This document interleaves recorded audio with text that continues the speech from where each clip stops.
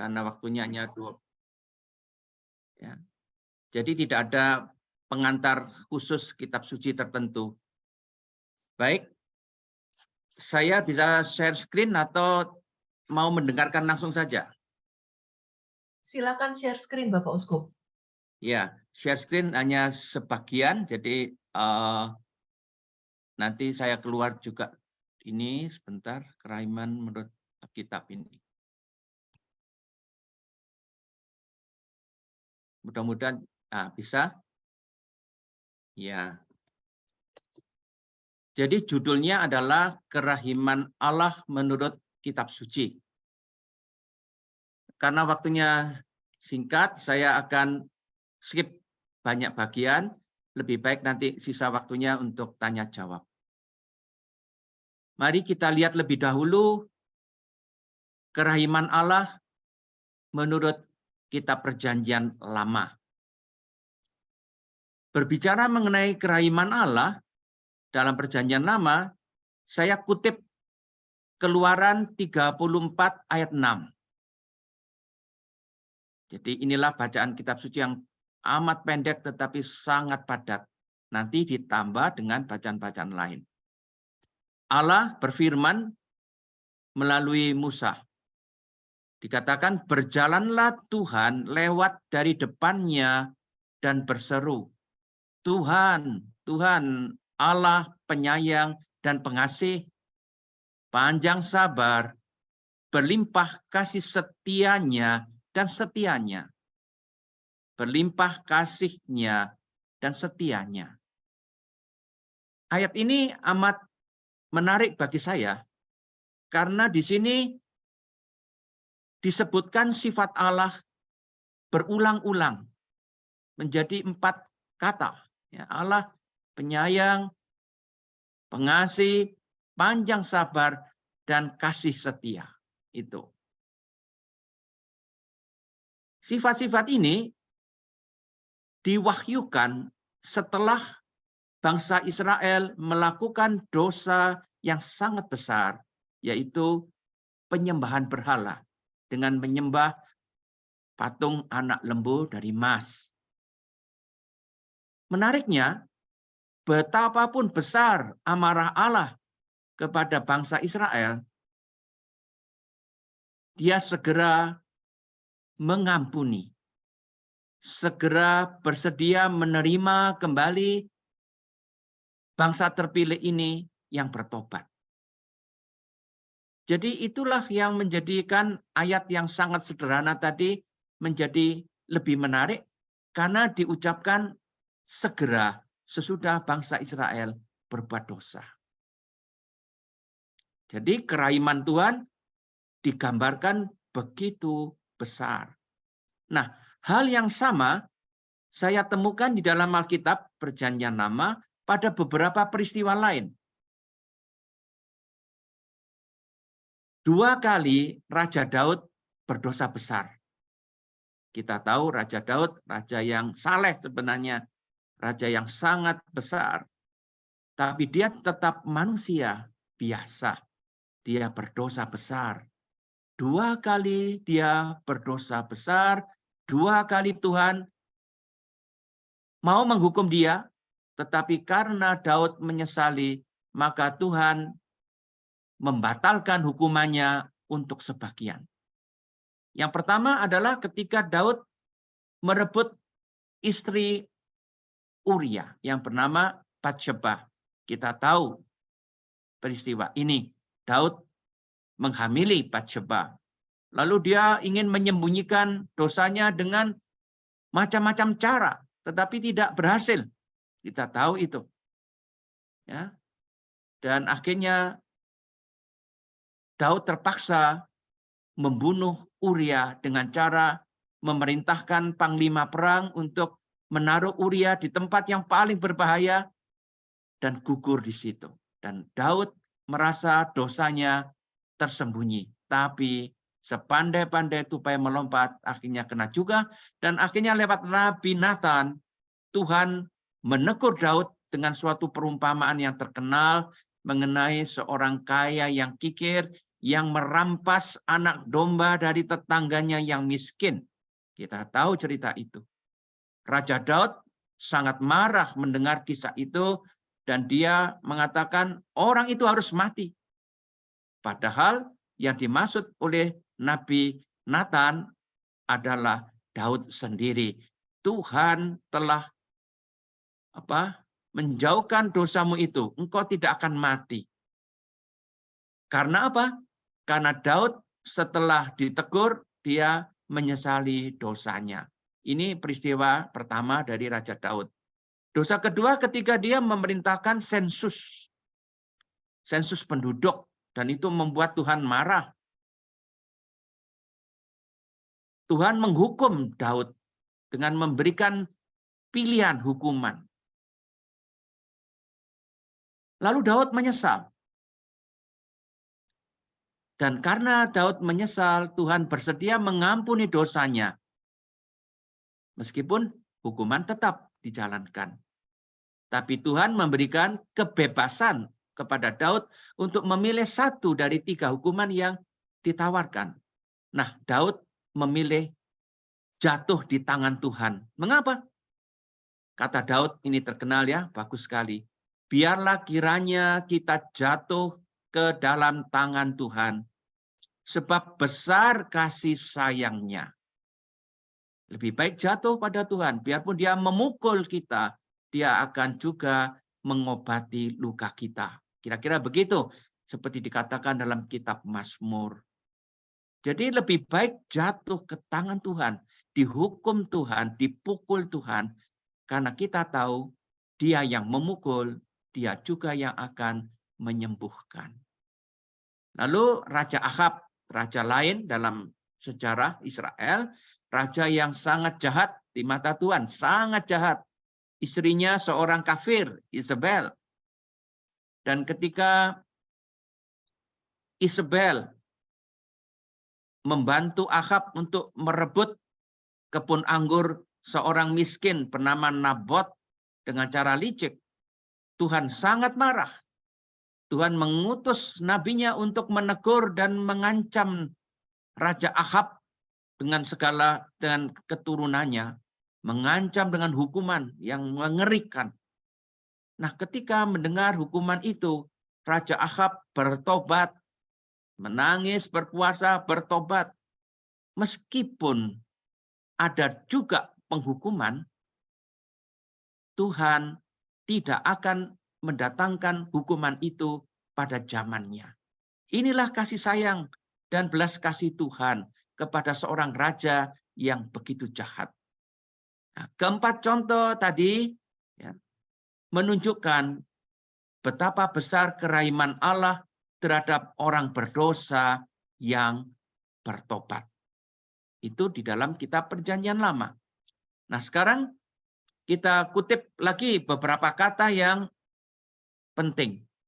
Kutipan Mazmur 133 sampai dengan 8, tetapi kita ambil sebagian saja. Jika Engkau ya Tuhan mengingat-ingat kesalahan Tuhan, siapakah yang dapat tahan? Tetapi padamu ada pengampunan supaya Engkau ditakuti orang.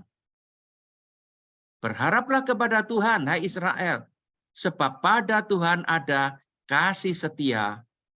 Ia banyak kali mengadakan pembebasan. Dialah yang akan membebaskan Israel dari segala kesalahannya.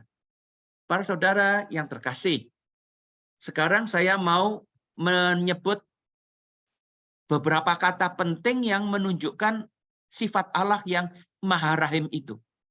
Ya, ada kata-kata yang sangat penting, 3 kata utama yang tadi kita dengar dalam kutipan kitab Keluaran ya, 34 ayat 6. Ada 3 kata yang sangat sering muncul dalam Perjanjian Lama. Itu ada kata rahum atau rahim, ada kata hanun atau nanti juga ada khin, dan kata chesed. Jadi 3 ya, rahum atau rahim, hanum, dan chesed. Tidak ada waktu untuk kita menguraikan satu persatu. Tapi yang mau saya katakan begini. Kata rahum itu berkenaan dengan kata rahim. Itu kandungan perempuan. Mengapa sifat Allah yang Maha Pengasih dan Pengampun diungkapkan dengan kata rahim? Ya, dari kata kandungan. Karena kata itu mengingatkan kita pada kasih seorang ibu yang begitu besar. Ya, rahim berarti ini kalau dalam kamus ya, tempat janin bayi atau kandungan. Lalu dari situ bersifat belas kasihan, penyayang. Nah, begitu juga dalam bahasa asli Ibrani, kata itu dipakai untuk menggambarkan kasih seorang ibu kepada anaknya. Ya, terkenal kisah dalam 2 Raja pasal 3. 2 Raja-Raja pasal 3, kisah 2 ibu yang berebut bayi. Yang satu mengaku ini anak saya, sedangkan yang lain mengatakan bukan, ini anak saya. Nah, kan sulit sekali membuktikan, tidak ada saksi. 2 ibu berebut seorang bayi. Lalu kita tahu mereka datang kepada Raja Salomon yang ingin memberikan solusi dengan menyuruh hambanya menghunus pedang dan membelah bayi itu. Daripada rebutan, belah saja jadi 2, 1 bagian untuk kamu, yang 1 bagian untuk kamu. Nah, ketika itulah ibu yang sejati, karena rahimnya, karena belas kasih ibu yang begitu besar, dia mengatakan, ya Tuanku, berikanlah kepadanya bayi yang hidup itu. Jangan sekali-kali membunuh dia. Itulah salah satu teks yang bisa menunjukkan apa arti kata rahim dalam kitab suci. Kasih sayang seorang ibu yang begitu dalam kepada anaknya sendiri. Dan itu dipakai untuk Allah. Allah Maha Rahim, seperti kasih seorang ibu yang selalu siap mengampuni dosa-dosa anaknya. Dan itu sering dipakai ya dalam kitab Perjanjian Lama. Lalu kata kedua, untuk menunjukkan belas kasih Tuhan adalah kata Hanan atau Hanun, tadi saya katakan ya. Itu apa artinya? Ini saya bacakan sedikit ya. Dalam Septuaginta kata haris biasanya merupakan terjemahan dari perkataan Ibrani hin. Hin berhubungan dengan kata kerja Hanan, yang secara harfiah berarti membungkuk. Dari situ artinya mengasihani. Jadi kata yang dipakai untuk Allah, Hanun itu, menunjukkan seperti seorang ibu yang membungkuk, menolong anaknya yang sedang membutuhkan bantuan. Allah membungkuk, Allah merendahkan diri, Allah mendekatkan diri dengan kita untuk mengasihani kita. Begitu juga kata yang penting lainnya adalah chesed. Chesed itu diterjemahkan dalam Alkitab, entah sekarang diterjemah dengan apa, dengan kasih setia. Kasih setia. Kasih setia Allah itu berlangsung selamanya karena ada kasih yang tidak setia, yang luntur, yang berhenti mengasihi, menjadi benci bahkan kadang-kadang. Tapi kasih Allah tidak. Kasih yang stabil, yang tidak lenyap. Hanya manusia yang menolak yang bisa membuat kasih itu tidak dirasakan. Tapi kasihnya sendiri tidak pernah luntur. Itulah belas kasih Allah yang luar biasa. Maka dalam kitab Perjanjian Lama, yang sekarang ini saya tidak tahu karena saya belum punya terjemahan baru yang baru diluncurkan beberapa hari yang lalu, itu apakah masih dipakai kata kasih setia. Tapi yang dalam Alkitab Lama kita, itu terjemahnya kasih setia. Para saudara yang terkasih, waktunya tinggal sedikit, saya lari kepada Yesus. Dalam Perjanjian Baru, kerahiman Allah Bapa tampak dalam diri Yesus Kristus. Yesus adalah perwujudan kasih Bapa yang dengan darahnya menguduskan kita dari dosa, yang darahnya ditumpahkan untuk menyelamatkan kita. Kasih yang begitu besar sampai menyerahkan nyawa untuk sahabat-sahabatnya. Tidak ada kasih yang lebih besar dari itu. Tidak ada pernyataan yang lebih besar daripada sengsara dan wafat Yesus yang mengerikan, yang kejam itu disalib untuk menunjukkan besarnya kasih Yesus kepada manusia yang berdosa. Dan dia adalah manifestasi dari belas kasih Bapa yang digambarkan tadi di dalam perjanjian lama. Nah, selain itu perlu saya ingatkan bahwa di dalam kitab perjanjian baru, dalam Injil, seringkali Yesus digambarkan sebagai berikut. Tergeraklah hatinya oleh belas kasihan. Inilah belas kasihan atau kerahiman Yesus. Ungkapannya, tergeraklah hatinya oleh belas kasihan. Para saudara yang terkasih, untuk bisa mengerti ini, saya mau mengatakan bahwa dalam bahasa Yunani, bahasa asli dari kitab perjanjian baru, dipakai kata yang ada kaitannya dengan isi perut. Untuk kita namanya mungkin lebih gampang jeroan, ya. Mengapa tergerak hatinya oleh belas kasihan kok ada kata jeroan itu yang dijadikan kata kerja? Apa hubungannya? Orang berbelas kasih kok diungkapkan dengan isi perut atau jeroan? Jawabannya sederhana. Saya punya teman, kalau pergi ke rumah sakit, dia melihat orang sakit, dia selalu sakit perut. Dia tidak tahan melihat orang lain menderita. Jadi begitu lihat ada penderitaan, perutnya sakit. Atau kalau seorang murid mau ujian, ketakutan, perutnya sakit. Kalau orang mau menghadapi kejadian yang menakutkan dia, juga seringkali perutnya sakit. Itulah tempat perasaan yang sangat kuat dan mendalam. Maka orang kuno mengira isi perut adalah tempat perasaan yang mendalam dan kuat seperti itu. Nah, jadi kembali kepada pertanyaan saya, mengapa Yesus ketika melihat orang banyak yang membutuhkan pertolongan, dikatakan hatinya tergerak oleh belas kasihan? Apa hubungannya dengan jeroan? Nah, bagi saya ini artinya. Ketika Yesus melihat penderitaan orang lain, perutnya sakit. Ya, perasaan mendalam yang kuat itu sampai terasa di perut.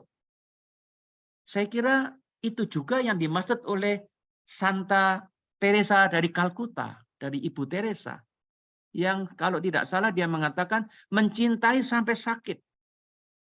Karena dengan mencintai total seperti yang dia lakukan, tentu dia sendiri sering juga mengalami sakit. Dan dia mencintai sesamanya dengan sakit juga. Sampai sakit. Itulah cinta yang luar biasa dari Ibu Teresa dari Kalkuta ketika menolong orang-orang yang sangat miskin dan amat-amat miskin dan sedang sekarat dalam keadaan yang sungguh tidak manusiawi. Orang yang terkapar di tengah jalan, menjelang matinya, dia rawat, dia angkat ke tempat yang lebih teduh sampai mati. Itulah belas kasih dari seorang suster dari Kalkuta. Nah, itu mencintai sampai sakit. Yesus itu mencintai sampai sakit.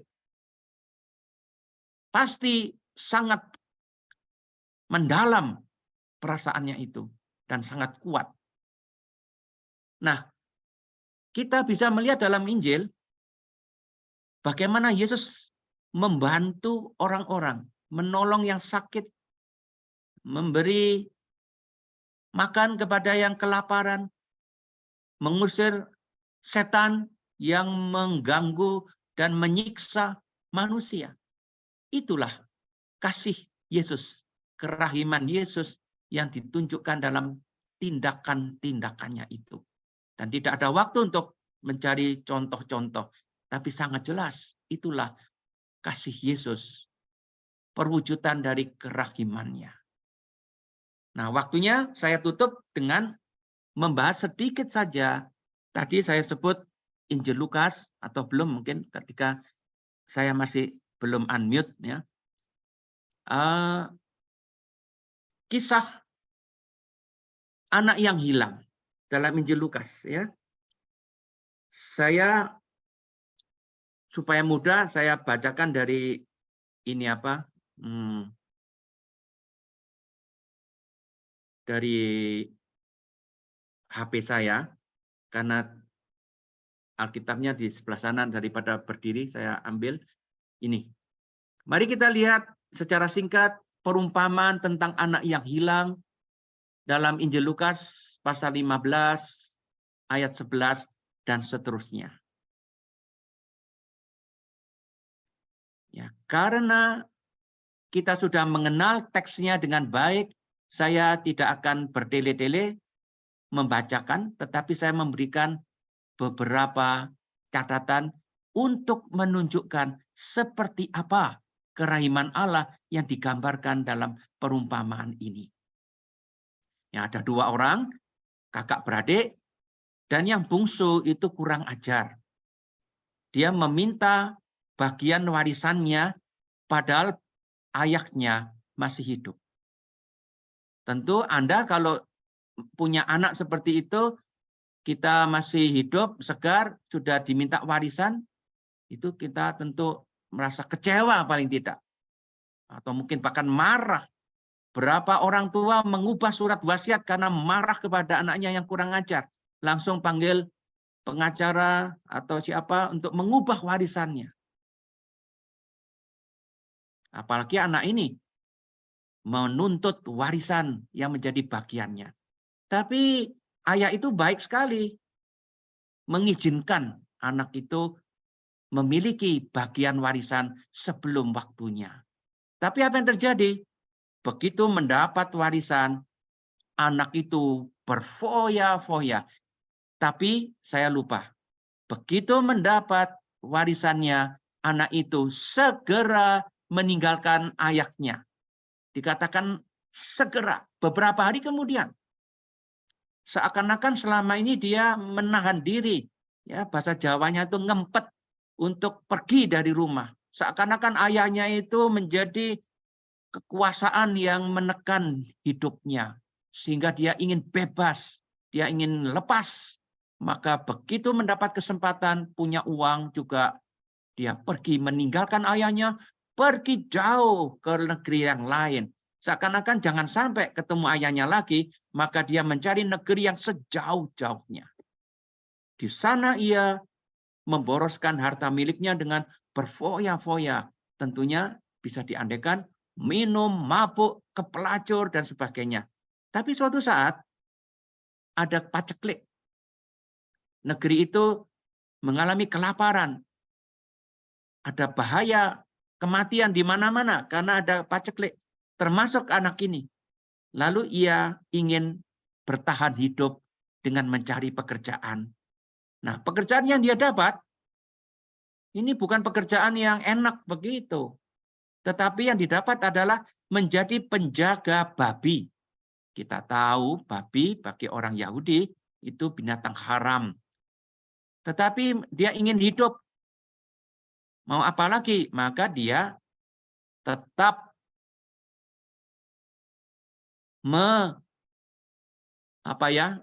menyambung nyawa dengan menjadi penjaga babi. Bekerja sebagai penjaga babi. Betapa rendahnya pekerjaan itu.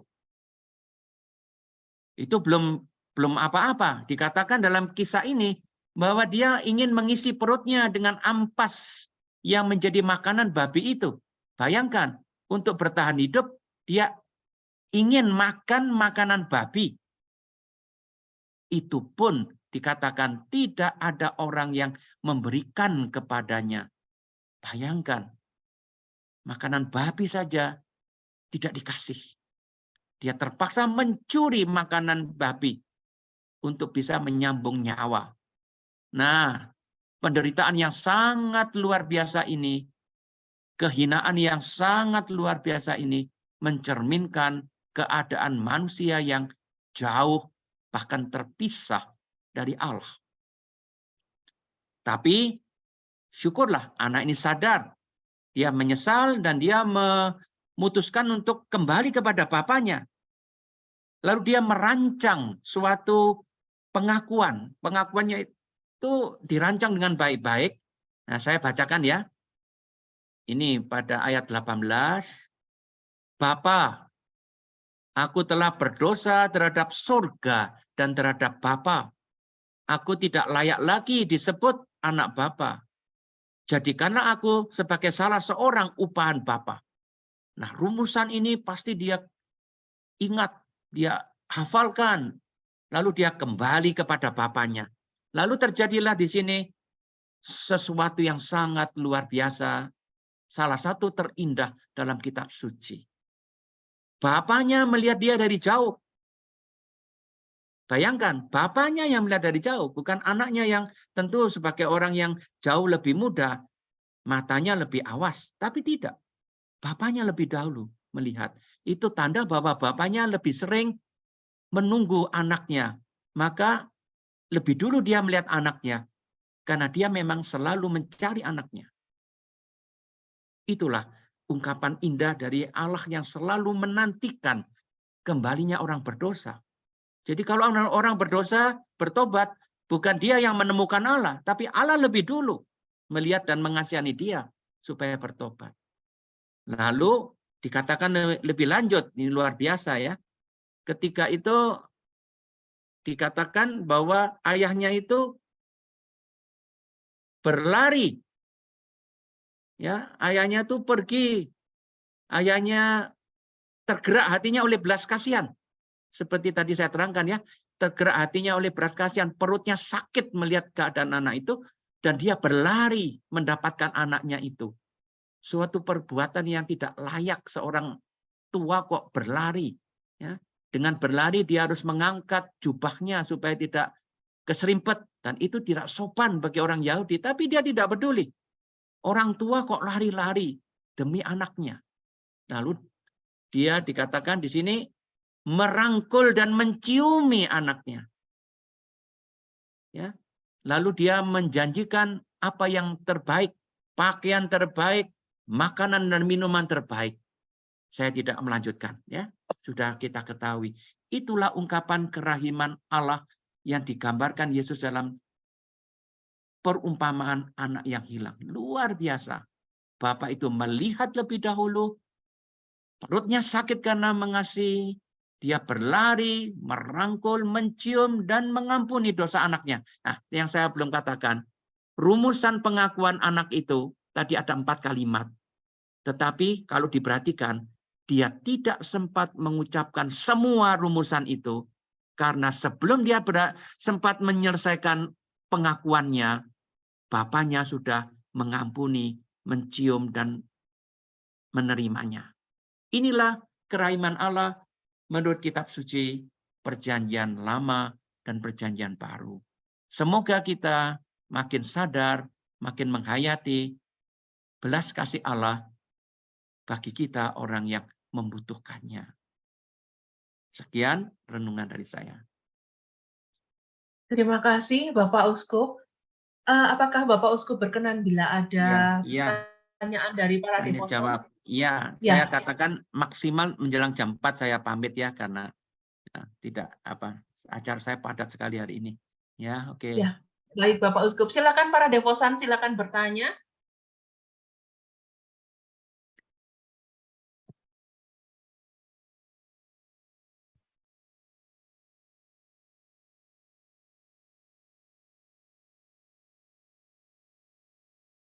Bisa dibuka mic-nya sendiri.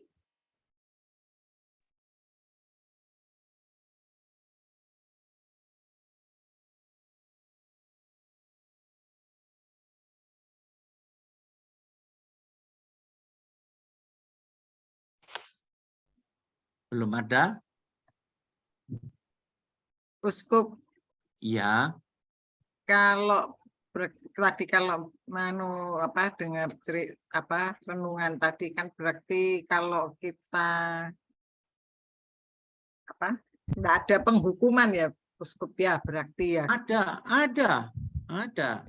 Tadi saya sudah sebutkan penghukuman tetap dijalankan seperti Daud, tapi tidak pada masanya. Ya. Allah memang Maha Rahim, tetapi tetap menghukum karena dikatakan dalam surat Ibrani, mana ada bapak yang tidak menghukum anaknya. Tetapi bedanya dengan paham, katakanlah karma ya. Kita berdosa, maka harus dihukum. Itu jelas. Tetap ada hukuman. Tetapi di dalam Alkitab, hukuman itu bisa atau ditunda, atau dikurangi, atau bahkan dihapuskan sama sekali. Tapi mengatakan, oh Allah Maha Rahim, jadi tidak ada hukuman, itu juga berbahaya. Karena itu nanti bisa menjadi kesempatan bagi orang-orang tertentu untuk menyalahgunakan kerahiman Allah. Ya, tetap ada penghukuman, meskipun kadang Allah bisa menghilangkannya, atau menundanya, atau menguranginya. Gitu ya. Terima kasih. Iya, sama-sama. Silakan para devosan, mungkin ada yang ingin bertanya. Saya lihat ada beberapa yang sudah membuka mic.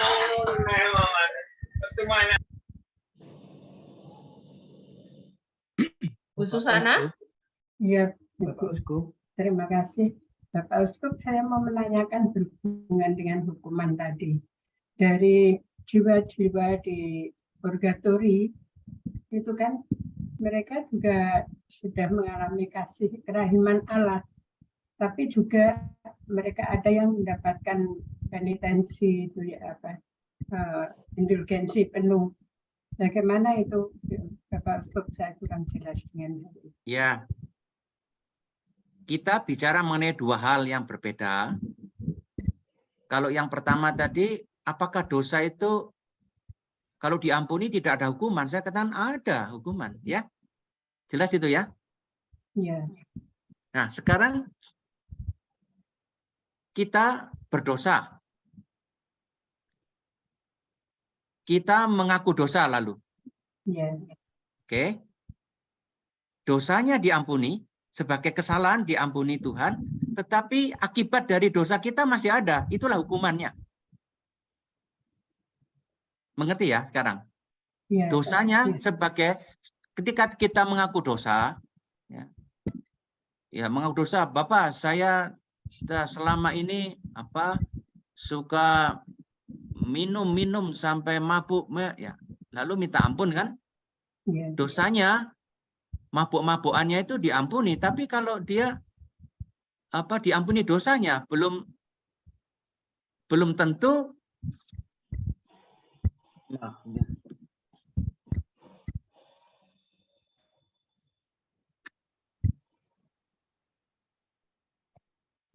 Oke.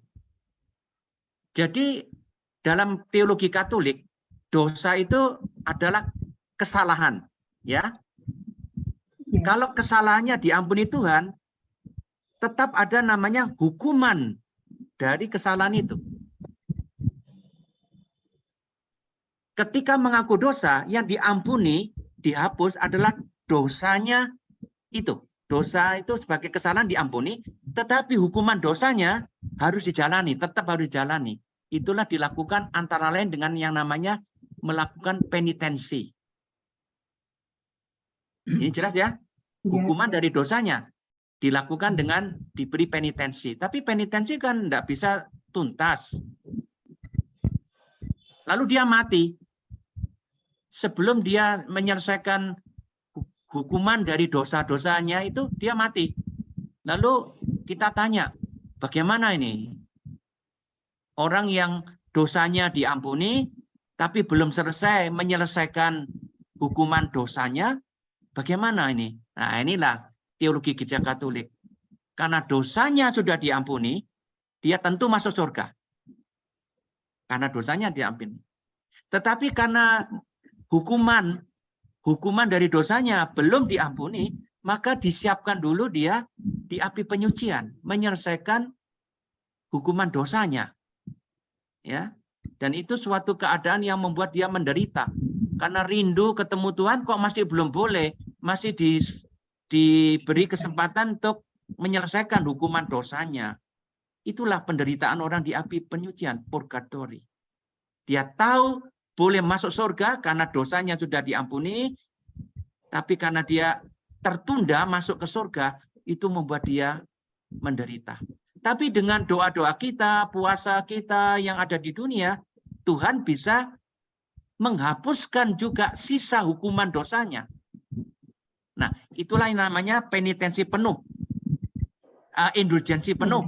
Maka kita percaya jiwa-jiwa di api penyucian yang sedang menunggu itu dengan mendapat indulgensi penuh, saat itu juga dia masuk surga.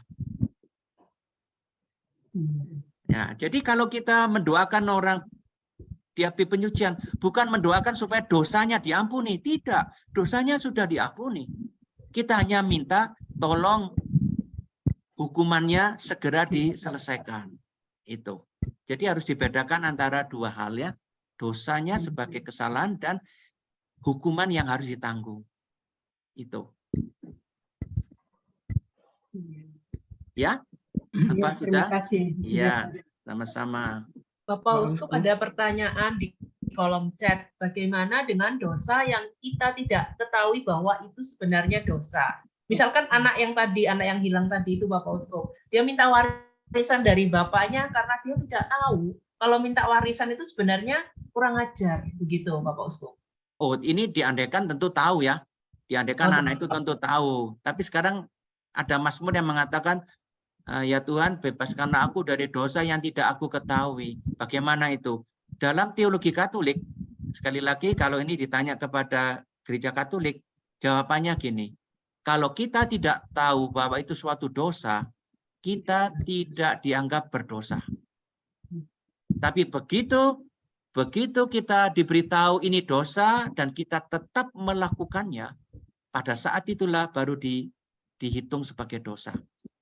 Ya, contoh, maaf ini kalau ada kejadian, maaf ya, karena di sini ada mungkin banyak ibu. Ada ibu yang dulu aborsi. Dia tidak tahu aborsi itu dilarang gereja. Sungguh-sungguh tidak tahu. Dia aborsi, tetapi setelah diberitahu bahwa itu dosa dilarang, dia menangis bertobat. Loh ya diberitahu, karena kamu belum tahu sebenarnya belum dihitung sebagai dosa. Nanti sesudah itu kalau kamu masih melakukan lagi, nah itu baru dosa. Sekali lagi prinsip dari teologi Katolik, seseorang melakukan dosa kalau dia sadar, tahu bahwa itu tidak boleh, tapi toh dia tetap melakukannya, baru itu disebut dosa. Ya, oke. Terima kasih Bapak Uskup. Mungkin ada para deposan lain yang masih ingin menanyakan. Ngamukan gitu loh. Kalau Pak Manu kan enggak sangat terus ngamuk itu kan mendadak itu. Ya, itu artinya kelemahan kita Emosi gitu loh. punya emosi yang belum dapat diatur. Nah, itu kelemahan. Nah, kalau marah mendadak ya sudah lalu minta ampun kepada Tuhan, Tuhan tentunya juga akan mengampuni. Mengampuni. Jadi namanya saja emosi yang tidak dapat diatur gitu. Ya. Bapak Uskup. Iya. Itu saya ingin mengembangkan sedikit, Bapak. Itu bagaimana dengan kakak anak sulungnya? Kenapa dia masih dianggap tidak sesuai dengan kehendak bapaknya atau katakanlah kebaikan ayahnya, sehingga ayahnya juga kurang bisa menerima dengan protesnya anak sulung. Bagaimana seharusnya anak sulung ini, Bapak? Ya, anak sulung ini gambaran dari orang-orang Farisi yang sok suci, ya, sok suci. Dia mengaku diri dalam perumpamaan itu, anak sulung itu mengaku diri tidak pernah melanggar perintah bapak, sopan terhadap ayahnya. Nampak ketika dia tidak mau masuk rumah, ya, ketika dia marah, ayahnya mengadakan sesuatu untuk adiknya, itu sudah namanya kurang ajar kepada bapaknya. Cuma dia tidak sadar bahwa itu kurang ajar. Bapaknya harus keluar menemui anak sulung itu. Dari situ kita tahu bahwa anak sulung ini pendosa tapi tidak sadar. Lalu dia tidak mau mengatakan adikku, tapi mengatakan anakmu. Jadi mengatakan kepada bapaknya, anakmu pulang, padahal dia sudah banyak dosa, kamu pestakan. Saya kok tidak? Loh, selama ini dia makan minum dari siapa ya? Ya. Iri ya. Iri hati yang tidak pantas itu.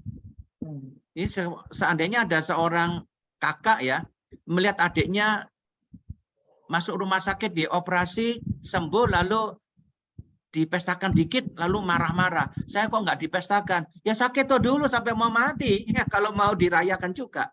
Itu kan tanda iri hati yang nggak masuk akal. Dosa lagi dia itu. Kurang ajarnya pada bapaknya. Tidak mengakui itu adiknya, anakmu. Gitu. Dan itulah dosa dari si sulung. Ya, gitu. Tadi ada pertanyaan mengenai sakrilegi. Sakrilegi itu dosa berat atau tidak? Tergantung. Sakrilegi kalau kita berdosanya terhadap hal yang amat suci, misalnya komuni kudus, ya tentu dosa berat. Tapi kalau memukul pastor atau uskup atau apa yang ditabiskan, itu termasuk sakrilegi. Tapi tentunya tidak seberat kalau menodai tubuh dan darah Kristus. Tergantung dari perkaranya, besar kecilnya perkara yang dilanggar. Tapi sakrilegi artinya melanggar kesucian sesuatu, entah itu manusia, entah itu benda atau tempat. Jadi ya, macam-macam derajatnya. Ya. Ada satu pertanyaan lagi, Ya. Bapak Uskup. Oke. Pada pesta kerahiman ilahi disebutkan ada indulgensi. Apakah indulgensi itu termasuk indulgensi penuh? Jadi kalau ada yang meninggal pada hari itu, langsung masuk surga atau masuk ke api penyucian dulu?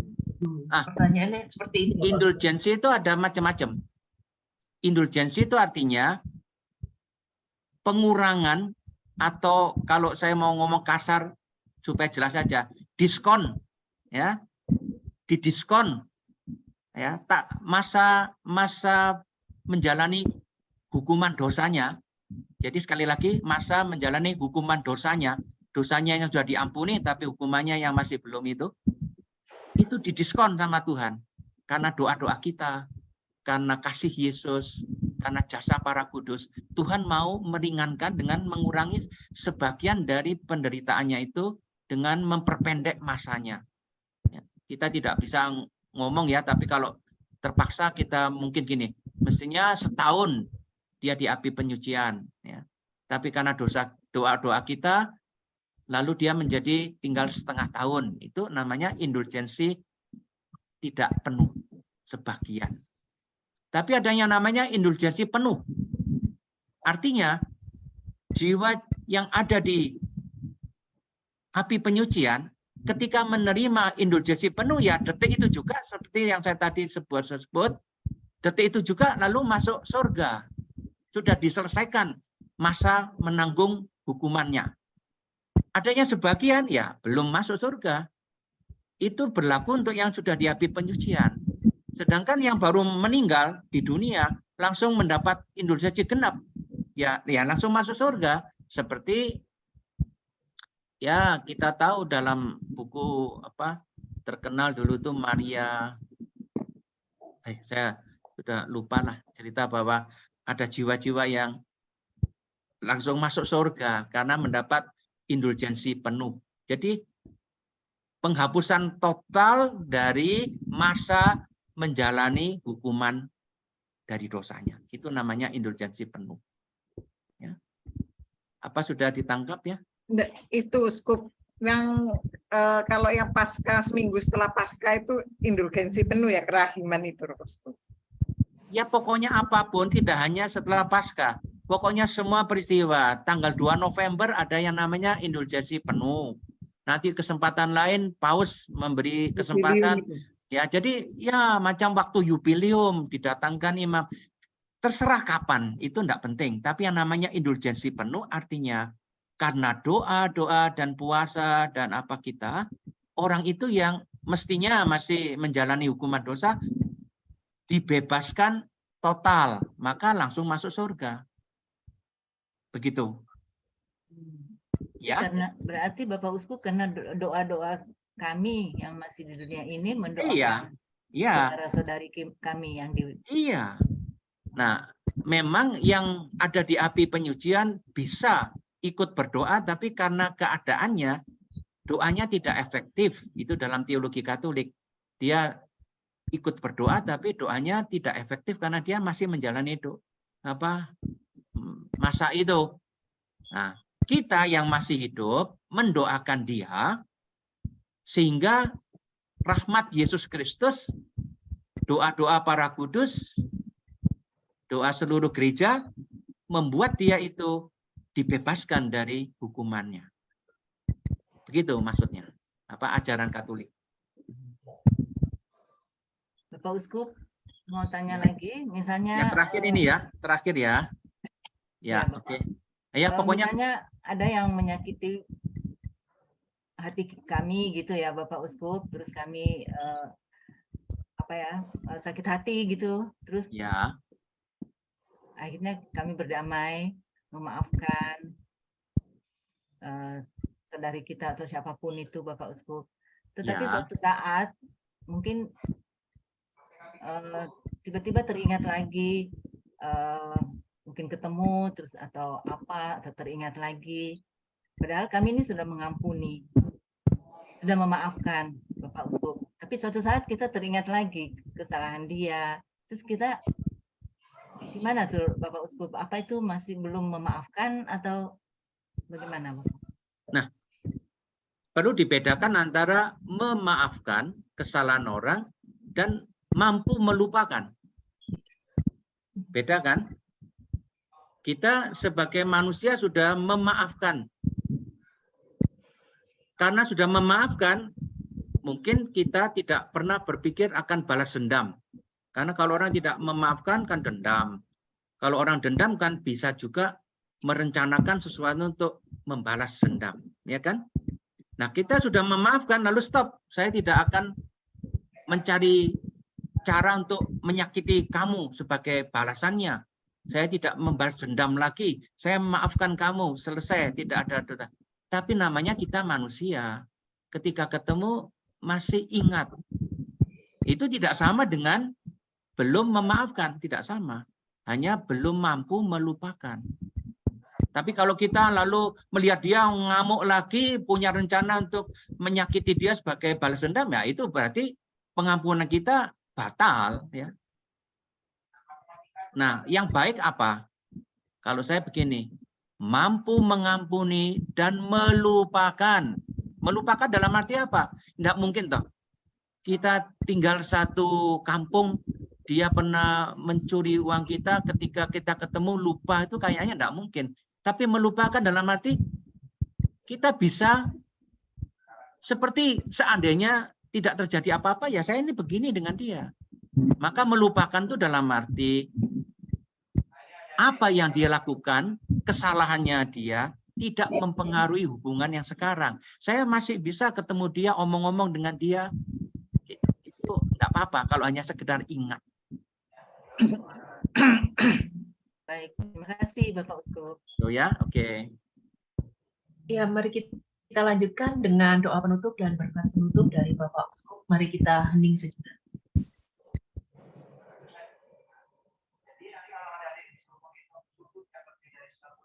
Allah Bapa yang Maha Rahim, sungguh besar belas kasih-Mu, sungguh besar dan dalam lautan kerahiman-Mu yang telah Kau ungkapkan terutama dalam wafat Yesus Putra-Mu.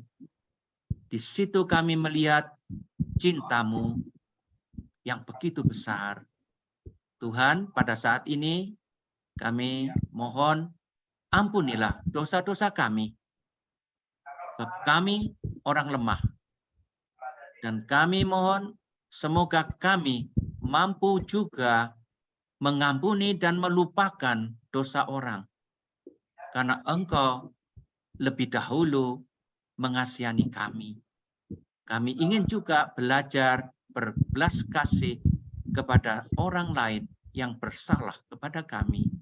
Pada saat ini kami mohon curahkan kerahiman-Mu atas kami. Ampuni dosa kami dan berkatilah kami dan seluruh keluarga kami, pekerjaan dan rencana-rencana kami dan pelayanan kami. Semoga Allah yang Maha Kuasa memberkati saudara, Bapa dan Putra dan Roh Kudus. Amin. Ya, selamat sore. Terima kasih. Terima kasih. Sama-sama. Terima kasih banyak. Ya, sampai. Terima kasih. Silakan lanjutkan. Saya pamit ya. Ya, terima kasih. Terima kasih kembali. Terima kasih, Bapak. Ya, terima kasih sama. Mari. Saya Mohon pamit ya. waktunya Bapak Ibu untuk mendengarkan beberapa pengumuman. Kami mengucapkan terima kasih kepada Bapak Uskup Henrikus Pidiarto Gunawan yang sudah membawa kami ke dalam renungannya yang begitu menyentuh.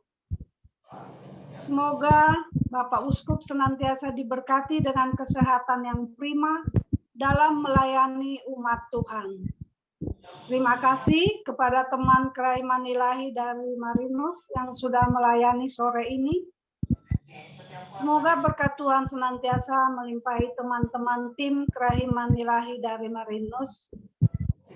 Bagi umat yang pertama kali hadir, kami ucapkan selamat bergabung. Semoga kita semua tetap semangat dalam doa dan mewartakan kerahiman Allah. Bagi yang membutuhkan informasi dan bantuan doa dapat menghubungi admin Ibu Mahendra, dapat dilihat di layar,